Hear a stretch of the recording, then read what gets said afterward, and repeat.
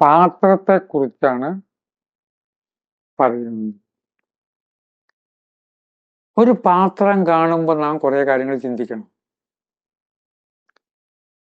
അങ്ങനെ ഓരോന്ന് കാണുമ്പോഴും ചിന്തയ്ക്ക് മുള പൊട്ടുമ്പോഴാണ് ആ വ്യക്തി ഒരു ശ്രേഷ്ഠ വ്യക്തിയാവുന്നത്. ചിലവരെ മാത്രം ശ്രേഷ്ഠ വ്യക്തി എന്ന് പറയാൻ കാരണം എന്താ? ധാരാളം പേരില്ലേ, അവരുടെ പൊതുവെ ശരീരത്തിന്റെയും മനസ്സിന്റെയും വൈബ്രേഷൻ ഉയർന്ന വൈബ്രേഷൻ. ആ ഉയർന്ന വൈബ്രേഷനിൽ എത്തുമ്പോൾ അവര് ശ്രേഷ്ഠന്മാരാവും. പണ്ട് ഒരു കോഴിമുട്ട എടുത്തിട്ട് ഗുരു ശിഷ്യന്മാരെ കാണിച്ചു. ഇതെന്താണ്? കോഴിമുട്ടയാണ്. ഒരു ശിഷ്യൻ പറഞ്ഞു, ഇതിൽ ഞാൻ ഒരു കോഴിയെ കാണുന്നു. ആ കോഴിമുട്ടയില് ഒരു കോഴി ചിറകുകളൊക്കെയുള്ള വലിയൊരു കോഴിയുടെ പൊതുവെ സൂക്ഷ്മമായുള്ള രൂപം ആ കോഴിമുട്ടയിലില്ലേ. പാത്രം എന്ന് കേൾക്കുമ്പോ തന്നെ എനിക്ക് ഓർമ്മ വരിക, കഥാപാത്രം ഒരു പാത്രമല്ലേ. കഥ എഴുതുന്ന എന്നെ സംബന്ധിച്ചോളം കഥാപാത്രം, ആ കഥാപാത്രം ഒരു പാത്രമല്ലേ. ആ പാത്രത്തില് എല്ലാം ഒതുങ്ങുന്നു. തീർന്നില്ല. ചെറിയ പാത്രത്തിൽ വലിയ പാത്രം ഒതുക്കാൻ എവിടെയെങ്കിലും കേട്ടിട്ടുണ്ടോ? ഒരു വലിയൊരു അത്ഭുതമാണ് പോകുന്നത്. വലിയ പാത്രത്തിൽ ചെറിയ പാത്രം ഒതുങ്ങും. ആനയുടെ കാലിന്റെ അടിയിൽ ബാക്കി ജീവജാലങ്ങളുടെ മുഴുവന് കുളമ്പ് ഉൾക്കൊള്ളാൻ പറ്റും. ആനയുടെ കാലടി വലുതായുണ്ട്. ഇപ്പൊ ഞാൻ ഇരിക്കണ കസേരയല്ലേ, എനിക്ക് കസാരയേക്കാൾ വലിപ്പം ഉണ്ടോ നോക്കിയാ എന്റെ ശരീരത്തിന് ഈ കസേരയിൽ ഉൾക്കൊള്ളാൻ കഴിയുമോ? കഴിയില്ല. പക്ഷെ പ്രപഞ്ചത്തിന്റെ അത്ഭുതങ്ങളിൽ ഒന്നാണ്, വലിയ പാത്രങ്ങൾ ചെറിയ പാത്രത്തിൽ ഒതുക്കുന്നു. അതിന്റെ കാരണം ആലോചനാമൃതമാണ് എന്നാണ് പറയാൻ ഉള്ളു. ഒരു വീട്ടമ്മ, ആ വീട്ടമ്മ ഈ വലിയ പാത്രം ചെറുതിൽ ഒതുങ്ങുന്നു വെച്ചാൽ അന്നമയകോശത്തിൽ എങ്ങനെയാ പ്രാണമയകോശം ഒതുങ്ങുന്നത്? പ്രാണൻ വ്യാപ്തി നേടിയല്ലേ. തത്വചിന്തയില് താല്പര്യമുള്ള വീട്ടമ്മ പറഞ്ഞു, വയസ്സായ അച്ഛൻ വെള്ളം ചൂടാക്കാനായിട്ട് പറയും. അപ്പൊ ഞാനൊരു പാത്രം എടുത്ത് അടുപ്പത്ത് വെക്കും. ഇവിടെ പാത്രം എന്ന് പറഞ്ഞാൽ ഏത് പാത്രവും ഭൂമി തത്വം. മൺകലമാണെങ്കിൽ തികച്ചും മണ്ണിന്റെ കല. ഭൂമിയിൽ നിന്ന് എടുക്കുന്ന മണ്ണ് കൊണ്ടുണ്ടാക്കുന്ന മൺകലം. ആ മൺകലം താഴെ തീ കത്തിച്ചു.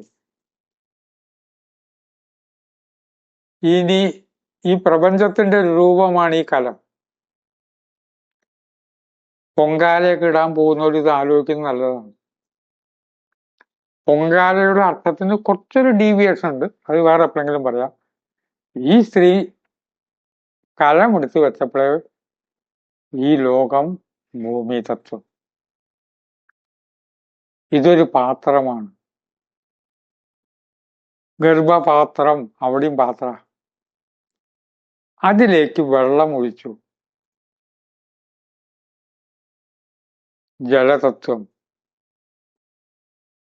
ഭൂമി തത്വം വെള്ളമൊഴിച്ചു, ജലതത്വം. ഭൂമി തത്വം എപ്പോഴും നീങ്ങുക ജലതത്വത്തിലേക്കാണ്. ഈ കാരണം കൊണ്ടാണ് ശ്രീരാമനും ശ്രീകൃഷ്ണനും ഒക്കെ ജലസമാധിയായി എന്ന് പറഞ്ഞു. ജലത്തിലേക്കാ പോവുക. കോഴിക്കോട് നിന്ന് ഒരാൾ ഷൊർണൂർക്ക് പോവുകയാണെങ്കിൽ ആദ്യം ഫറൂഖാണല്ലോ ആദ്യത്തെ സ്റ്റേഷൻ. ഫറൂഖ് കഴിഞ്ഞിട്ടാണല്ലോ വള്ളിക്കുന്നും പരപ്പനങ്ങാടിയൊക്കെ വരുന്നത്. ജലതത്വത്തിൽ നിന്ന് ഭൂമി തത്വം, ഭൂമി തത്വത്തിൽ നിന്ന് ജലതത്വം. പിന്നെ താഴെ തീ കത്തിച്ചു. മുത്തച്ഛന് വെള്ളം തിളപ്പിക്കാൻ വേണ്ടി പാത്രം എടുത്താ, അതാണ് അഗ്നിതത്വം. ഇപ്പൊ അഗ്നിയായി, ഭൂമിയായി, ജലമായി, അഗ്നിയായി. ആ അഗ്നി അടിയിൽ കത്തിച്ചുകൊണ്ടിരിക്കുമ്പോൾ ഇത് തിളച്ചുകൊണ്ടിരിക്കും. ആ തിളച്ചുകൊണ്ടിരിക്കുമ്പോൾ അടുത്ത് അതിലേക്ക് വായു വന്നു. ഈ വായു എന്നുള്ളത് എയർ എന്നുള്ള അർത്ഥം മാത്രമല്ല. സിദ്ധന്മാര് പറഞ്ഞിട്ടുണ്ട്, നാമസ്മരണ വായുതത്വത്തെ ഉണ്ടാക്കും. നാമം ജപിക്കണം ഭക്തന്മാർ. പൊങ്കാലയിടുമ്പോ നാമം ജപിക്കണം. നാമസ്മരണ വായുതത്വത്തെ പ്രതിനിധാനം ചെയ്യുന്നുണ്ട്. അവിടെ വായുതത്വം എന്ന് പറഞ്ഞാൽ കാറ്റടിക്കുക എന്ന് മാത്രമല്ല, ഭൗതിക തലത്തിൽ ആ കലത്തിനകത്ത് വായു ഉണ്ടാകും. വെള്ളം തിളയ്ക്കും, അതിനകത്ത് വായു ഉണ്ടാകും.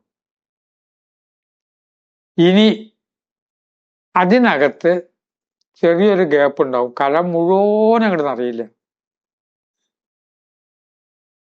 ആ ഗ്യാപ്പിനെയാണ് ആകാശതത്വം എന്ന് വിളിക്കുന്നത്. ആകാശം എന്ന് പറഞ്ഞാൽ സ്കൈ എന്നുള്ള അർത്ഥം മാത്രം അല്ല. ഈ കാണുന്ന മുകളിൽ ആകാശം നമ്മൾ വിളിക്കുന്നതിനെ ആകാശം എന്ന് വിളിച്ചോളൂ. പക്ഷെ സ്കൈ എന്നുള്ളത് മാത്രമല്ല ആകാശം. നമ്മളുടെ ശരീരത്തിലെ ആകാശതത്വത്തെ നമുക്ക് കൂടുതൽ ശ്രേഷ്ഠമാക്കി മാറ്റാനായിട്ട് കഴിയും. അതിനു വേണ്ടുന്നൊരു ഗുണമാണ് വിനയം എന്ന്.